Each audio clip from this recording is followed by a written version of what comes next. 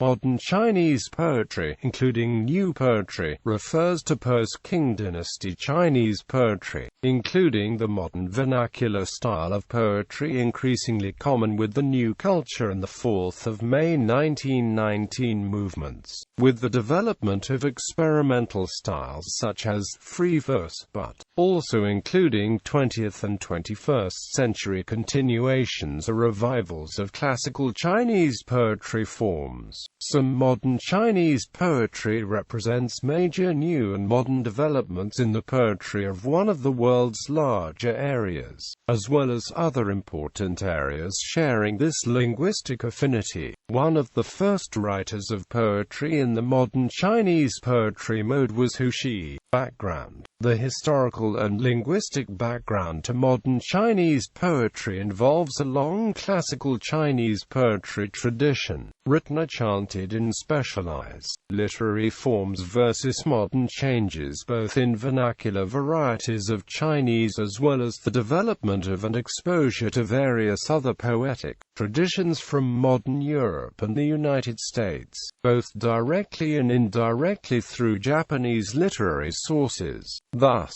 one important change in the history of Chinese poetry involves the revaluation of the use of classical Chinese literary language and the traditions of classical Chinese poetry. Another is the more global phenomenon of modernism in poetry, involving rejecting traditional poetic forms and styles in favor of experimental developments and novelties. Varieties of Chinese. Modern Chinese poetry has been written and spoken in different varieties of the Chinese language. Traditionally, much poetry was written in classical or literary Chinese.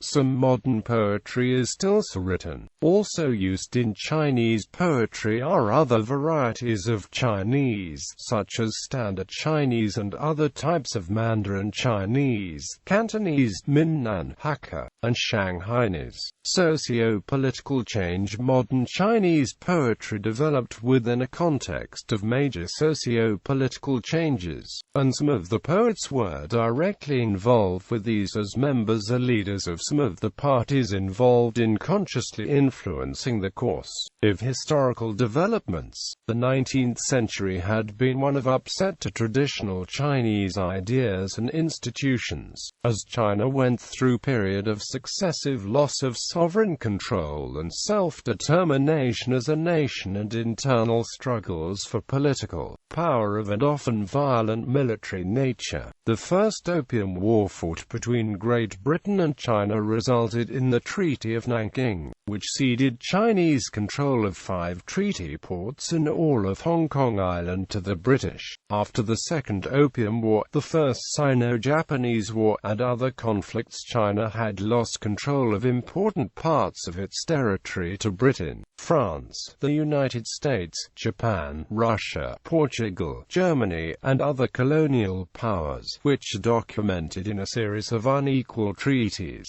These areas included all of Taiwan and many of the most important eastern cities. In the meantime, various rebellions arose, included among other rebellions in the Qing Dynasty were the Taiping Rebellion and the Boxer Rebellion, and although the latter of which was largely directed against foreign powers and influence, both showed the weakness of the Qing court. These 19th century events in China resulted in an aftermath in which tens of millions of the population had died during the various conflicts, a significant part of the cultural legacy of China having been looted or destroyed, and that the Qing government increasingly having been viewed as less and less viable as a political institution, together with the Qing experiencing a demonstrable and ongoing erosion of territorial control. During the final years of the Qing dynasty, poets, such as Gong Zizhen, continued work in the traditional classical Chinese poetry modes. His due to Wang Zunshan, though some changes as a reaction to events including poetic evaluation of foreign places, cultures, and ideas can be seen in Wang's works.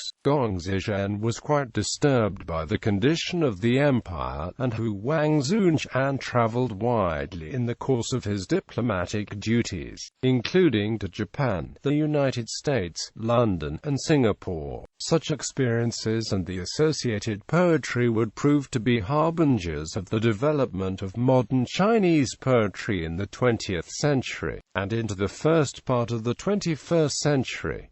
Early 20th century. The early poetry of the 20th century in China was written in an atmosphere of great uncertainty, but of some excitement. 20th century events in China which had a major importance from the perspective of poetry include the Xinhai Revolution and the end of Qing, the establishment of the Republic of China, the Chinese Civil War fought between the Kuomintang and the Communist Party of China as major belligerents, the Second Sino-Japanese War and the occupation by Japan of large parts of China, and the establishment of People's Republic of China. In the early years of the century, the Qing government clearly was not sustainable as an ongoing institution, at least without major reform. Opinion and intrigue were heavy, with the formation or existence of various parties, opinions, and secret societies. The poets did not fail to weigh in.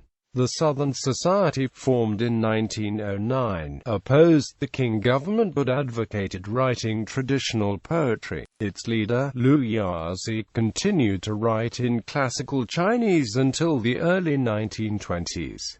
New Culture Era movement. In the beginning of the 20th century, the scene was set in China for both socio-political and poetic change, both political and literary revolution. Indeed, the 20th century has drawn a heavy line across the time chart of Chinese culture. The New Culture Era movement, also known as the May 4th movement, was a defining time period in the direction of poetic literature in Chinese language, nominally originating in the socio-politically oriented student demonstrations in Beijing on May 4, 1919. The New Culture Era movement May 4th movement was associated with a more general intellectual ferment. The Beijing University had an important role in this process. Both Hu Shih and Cai Yuan Pei are prime examples of those associated with the university around this time who urged a transformation in literary style,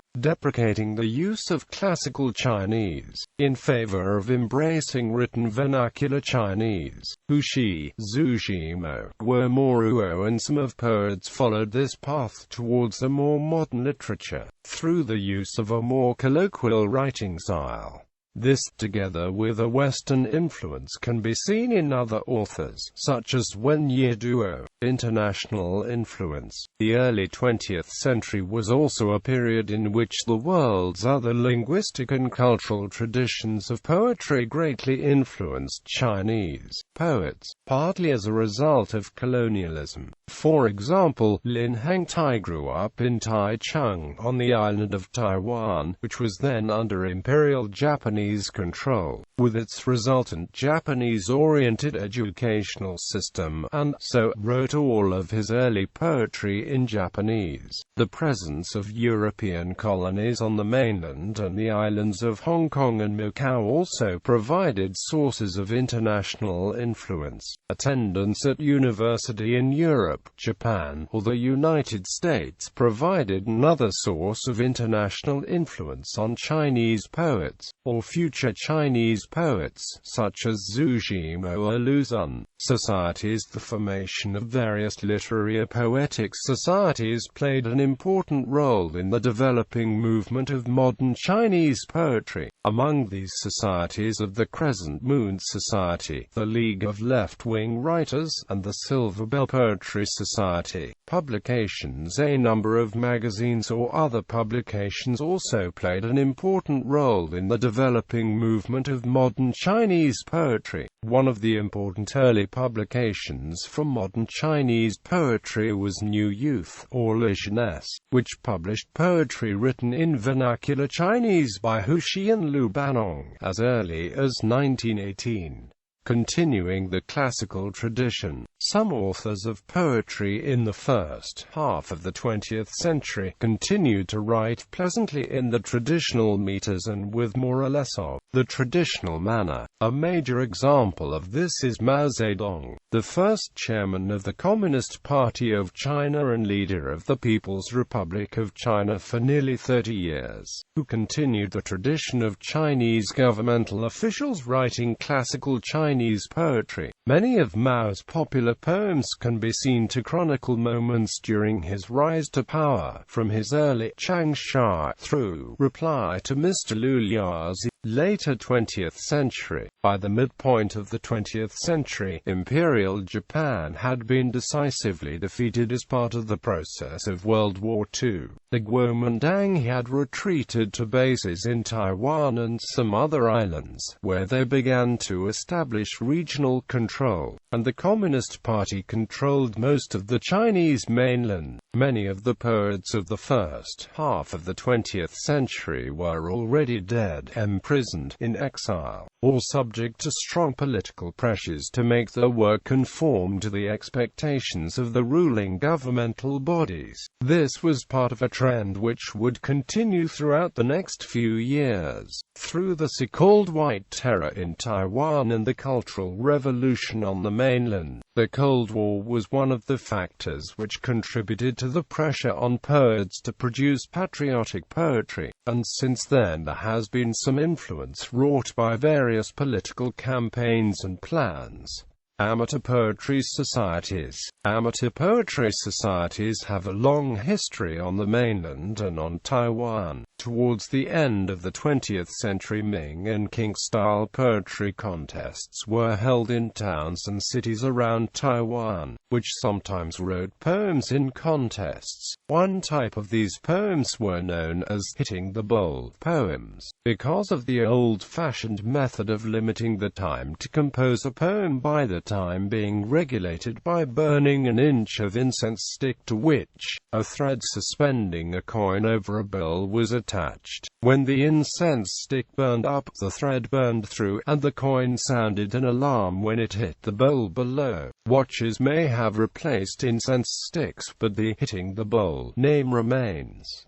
Early 21st century. Many of the traditional uses of Chinese poetry remain intact in the modern era. These include relationships between politics and poetry, and also completely traditional practices in folk culture such as posting New Year's couplets. Evaluation. Some critical views have involved evaluation of socio-political utility or loyalty of various poems or poets. Another critical theme involves aesthetic issues regarding the poetry deliberately written according to ideas about modernist, postmodernist, hypermodernist poetry versus poetry which continues the use of classical Chinese poetry forms.